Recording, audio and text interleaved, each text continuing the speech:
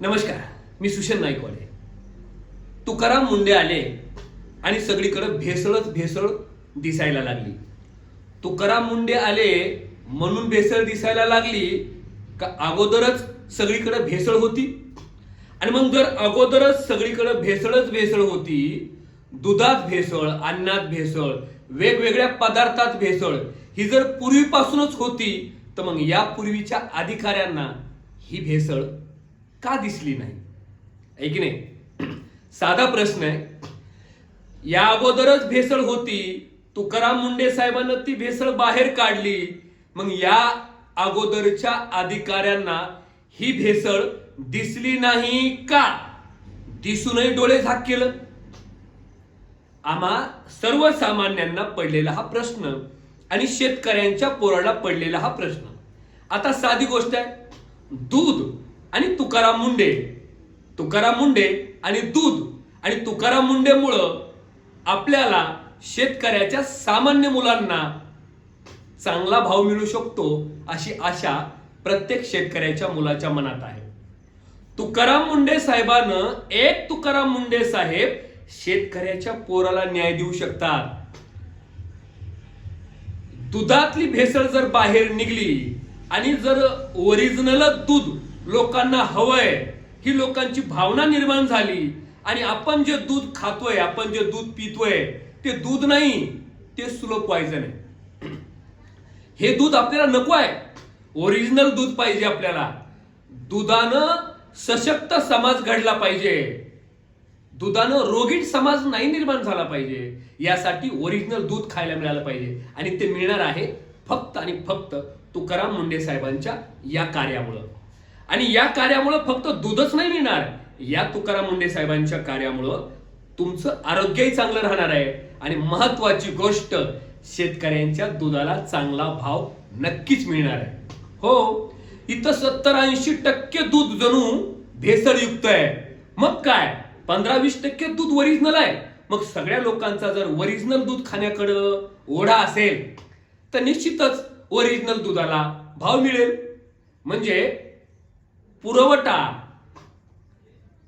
Demand आणि supply यामधला जर डिफरन्स बघितला तर डिमांड नक्कीच वाढणार आहे आणि त्या तुलनेत सप्लाय अतिशय कमी प्रमाणात असणार आहे. डिमांड आणि सप्लाय यामधला डिफरन्स लक्षात घेऊन आमच्या दुधाला भाव मिळू शकतो. पण आम्ही शेतकऱ्याच्या पोरानं तुकाराम मुंडे साहेबांच्या पाठीशी खंबीरपणे आणि धीरोदात्तपणे उभा राहिलं तर. पण आम्हा शेतकऱ्यांच्या पोरांचं असं झालंय, आम्ही पक्षाच्या मागे उभा राहू, नेत्यांच्या मागे उभा राहू, जाती धर्माच्या मागे उभा राहू. पण असं जर काही असेल ना तर त्याच्या पाठीमागे उभा राहण्यासाठी आमचा समाज ती चळवळ कधी पुढे घेऊन जातच नाही. आणि आता गरज आहे 18 पगड जातीतल्या लोकांनी तुकाराम मुंडे साहेबांच्या साठी, तुकाराम मुंडे साहेबांना सपोर्ट म्हणून आता आपण मोर्चे काढले पाहिजे, आपण आंदोलनं केले पाहिजे. आणि हे आंदोलनं, हे मोर्चे कशासाठी असले पाहिजे माहितीये का? भेसळयुक्त पदार्थ बंद करण्यासाठी आणि महत्वाचं म्हणजे भेसळयुक्त दूध बंद करण्यासाठी. ज्यावेळी भेसळयुक्त दूध बंद होईल त्यावेळी नक्कीच शेतकऱ्याचे चांगले दिवस येतील आणि एक तुकाराम मुंडे साहेब तुमचे, आमचे, शेतकऱ्यांचे दिवस चांगले आणू शकतात. मग त्यांना सपोर्ट करण्यासाठी भेसळयुक्त जिथं जिथं भेसळ असेल तिथं तिथं तुम्हीही पुढे या ना. तुम्हालाही अधिकार आहे. यापूर्वी अधिकारी होते पण सगळी डोळे झाक केली जात होती, दिसूनही आंधळ व्हायचंय. इथले अधिकारी, इथले शासक, प्रशासक, पदाधिकारी आणि अधिकारी खरंच किती डोळे झाक करतात हे एकट्या तुकाराम मुंडे साहेबांना आम्हाला सर्वांना दाखवून दिलंय, सगळ्यांना दाखवून दिलंय. किती आंधळ्याचा बाजार आहे, किती गोंधळ आहे, किती भेसळ आहे. नुसती भेसळ जरी बाजूला, दोन गोष्टी होतील पहा, दोन गोष्टी होतील. एक, भेसळयुक्त दूध समाजाला मिळणार नाही, म्हणजे त्यांचं आरोग्य अबाधित राहील. आपण लोकांचं आरोग्यही चांगलं करू आणि शेतकऱ्याच्या दुधाला भाव सुद्धा घेऊ, जर तुम्ही इथं बाजू लावून धरली तर. बघा, आज एकटेच तुकाराम मुंडे असे अधिकारी आहेत प्रवाहाच्या विरुद्ध लढतात. नावही तुकाराम आणि तुकोबारा म्हणतात, सत्य असत्याशी मन केले ग्वाही आणि मानियले नाही बहुमता.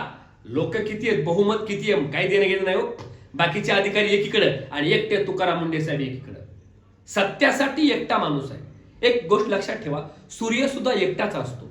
तो ग्रुपनं काय माझ्यासोबत आहेत का विचार करत नाही. तो त्याच्या पद्धतीनं प्रकाश देतो, एकटाच बरं का. तसं तुकाराम मुंडे साहेब एकटेच झगडतायत, लढतायत. कित्येक वेळा बदल्या झाल्या, कित्येक वेळा अनेक वेळा बदल्या झाल्या, पण कधी नाउमेद झाले नाही. जिथं जाल तिथं न्याय द्या, जिथं जातात तिथं न्याय देतात, त्या क्षेत्राला न्याय देतात.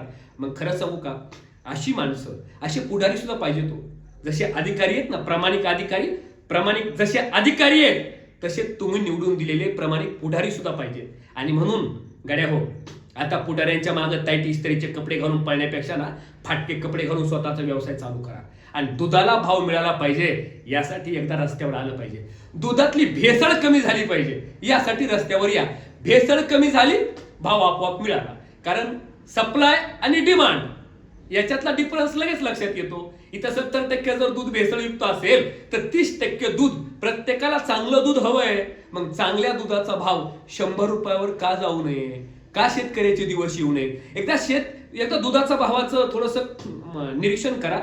40 पासून आज 50-60 रुपयापर्यंतच यायला किती दिवस लागले. त्या तुलनेत खतं वाढले, बिबियाणं वाढले, वगैरे वगैरे वगैरे वगैरे सगळं वाढलं. दुधाचा भाव झपाट्यानं वाढत नाहीये. आणि ही सुवर्ण संधी आहे, दुधाचा भाव झपाट्यानं आपल्याला मिळवून घ्यायची, पदरात पाडायची. शेतकऱ्याच्या मुलासाठी शेतकऱ्यांनी पुढं आलं तरच शेतकरी बापाचे दिवस येतील. म्हणून कुठल्या तरी पुढाऱ्यांच्या मागे पळण्यापेक्षा, पक्षाचे झेंडे घेऊन पळण्यापेक्षा तुमच्या शेतकरी बापाचा झेंडा हा सगळीकडे मिरवला पाहिजे. याच्यासाठी तुम्ही काम केलं पाहिजे आणि त्यासाठी तुकाराम मुंडे साहेबांना सपोर्ट केला पाहिजे. त्यांच्या कामाचं खरंच कौतुक आहे. तुकाराम मुंडे साहेब, आज तुमच्यामुळं शेतकऱ्याच्या पोराचे चांगले दिवस येतील. जे पुढारी आणू शकले नाही, कुठलं शासन प्रशासन आणू शकलं नाही, किती मुख्यमंत्री बदलले, आणू शकले नाही. आम्ही राजा बदलला, प्रजेचं सुख कधी, प्रजेला सुख कधी मिळालंच नाही. पण तुम्ही एकटे सुख देण्याचा प्रयत्न करताय आणि या लढाईमध्ये तुम्ही एकटे नाहीये. शेतकऱ्यांची पोरं तुमच्या खंबीरपणे, धीरोदात्तपणे पाठीशी आहेत. खरंच अशी अधिकाऱ्याची गरज आहे या महाराष्ट्राला. तालुक्यात, गावागावात असे तुकाराम मुंडे तयार होणं गरजेचं आहे. धन्यवाद तुकाराम मुंडे साहेब.